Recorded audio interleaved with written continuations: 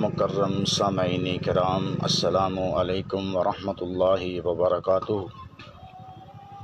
محترم سامعین کرام، میرا نام قاری ابو سفیان احمد شاکر ہے اور میں مسلک اہل حدیث کا ایک خطیب ہوں۔ جو دوست سوشل میڈیا استعمال کرتے ہیں وہ مجھے اچھی طرح جانتے ہیں۔ آج ایک اہم اعلان کے لیے میں حاضر خدمت ہوں۔